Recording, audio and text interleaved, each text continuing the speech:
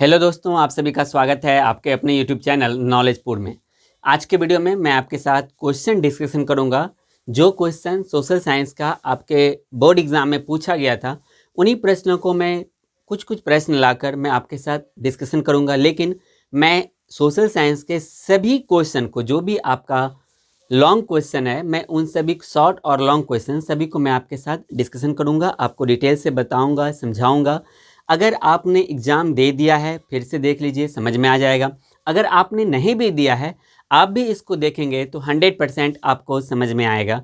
इसीलिए आप वीडियो को शुरू से लेकर अंत तक जरूर देखिएगा। नॉलेज ग्रहण करना कतई भी बुरी बात नहीं है, ठीक है। तो हम आज हिस्ट्री में आपको 6 शॉर्ट क्वेश्चन पूछा गया था, तो आज 2 क्वेश्चन को हम आपको समझाने का प्रयास करेंगे। ये सब क्वेश्चन ऑलरेडी हम पहले भी करा चुके हैं, लेकिन मैं फिर से करा रहा हूँ, ठीक है।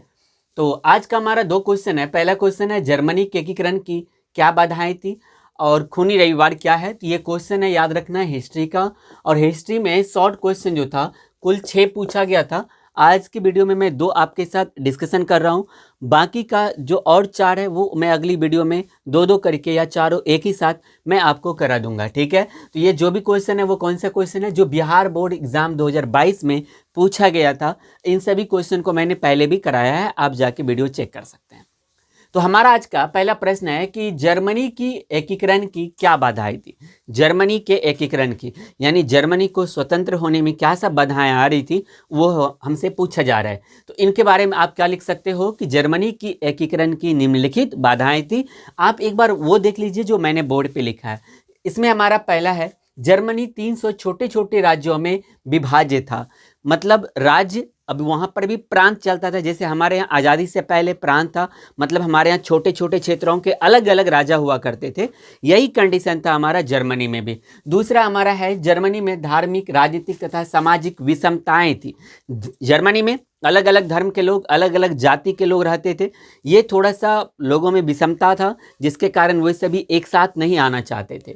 तीसरा हमारा है, जर्मनी में राष्ट्रवाद की भावना का पूर्ण अभाव था। जर्मनी में किसी भी प्रकार का राष्ट्रवाद, वहाँ के लोगों के मन में एकता नहीं थी। वहाँ के हर एक राज्य के लोग समझते थे कि हमारे राज्य का राजा कोई और है और हम लोग फ्री हैं, हमको दूसरे राज्य के लोगों से क्या लेना देना है। ये सबसे बड़ी समस्या थी। और हमारा चौथा है, जर्मनी में कोई भी ऐसा नेता नहीं था जो पूरे जर्मनी को एक सूत्र में बांध सके। ये सारी की सारी समस्या थी, जिसके कारण जर्मनी का एकीकरण हो पाना लंबे समय तक संभव नहीं हो पाया। क्या सब था, आप क्या लिखोगे अगर ये प्रश्न आपसे पूछा जाएगा कभी भी, तो आप क्या बोलोगे? जर्मनी की एकीकरण की निम्नलिखित बाधाएं थी। पहला बाधा क्या हो जाएगा? जर्मनी 300 छोटे छोटे राज्यों में विभाजित था, मतलब अलग अलग था। जैसे हमारा भारत देश पहले 599 से ज्यादा प्रांतों में विभाजित था, अलग अलग हमारे यहाँ राजा हुआ करते थे, वैसे जर्मनी भी 300 छोटे छोटे राज्यों में विभाजित था। पहला टॉपिक हो गया। दूसरा, जर्मनी में राजनीतिक, धार्मिक, जातिवाद, ये सभी की सभी विषमताएं थी, जिसके कारण जर्मनी के लोग एक साथ नहीं आना चाहते थे। तीसरा, जर्मनी में राष्ट्रवाद की भावना का पूर्ण अभाव था। जर्मनी में वहां के लोगों में राष्ट्र के प्रति प्रेम नहीं के बराबर था।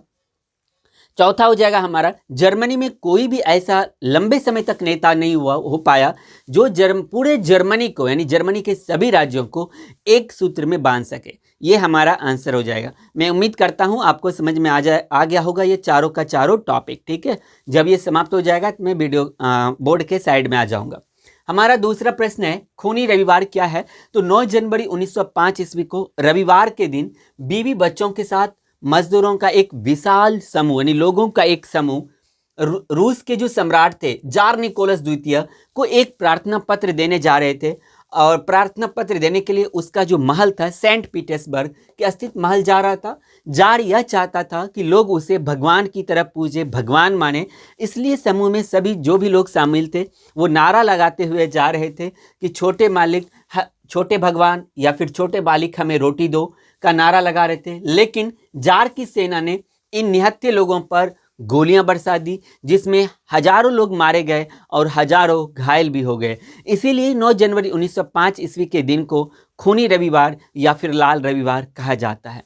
ये बहुत ही आसान प्रश्न है, खूनी रविवार क्या है या फिर लाल रविवार क्या है। तो आप क्या बोलोगे? 9 जनवरी 1905 ईस्वी को रूस में आम मजदूरों का, फिर या आम नागरिकों का एक विशाल समूह जो रूस का सम्राट था जार निकोलस द्वितीय, उसका जो महल था सेंट पीटर्सबर्ग में स्थित था, तो उसकी महल की ओर छोटे मालिक हमें नारा दो का नारा लगाते हुए उनकी महल की ओर जा रहे थे।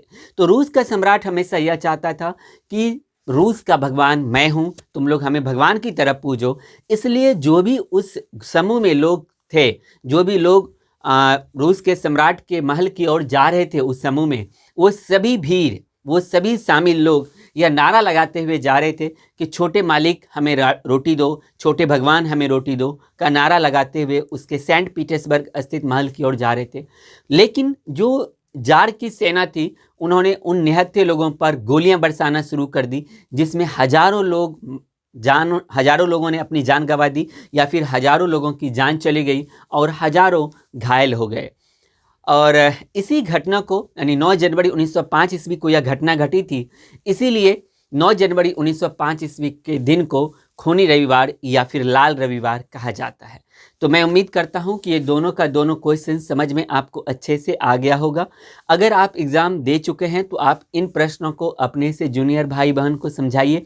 अगर आपने दे दिया है तो आप इस वीडियो के लिंक को उन दोस्तों के साथ ज़रूर शेयर कीजिए जिसने अभी नहीं एग्ज़ाम दिया है। जो अभी 9th का एग्ज़ाम जो अब कल से शुरू हो जाएगा, वो 9th का एग्ज़ाम देकर 10th में गया है, उनके साथ इस वीडियो के लिंक को शेयर कीजिए ताकि उन्हें जानकारी मिले। अगर कुछ आपको लगता है कि हाँ आपने इस वीडियो के माध्यम से, इस चैनल के माध्यम से आपने कुछ सीखा है और आपको लगता है कि दूसरों को भी सीखना चाहिए, तो आप वीडियो के लिंक को शेयर जरूर कीजिएगा।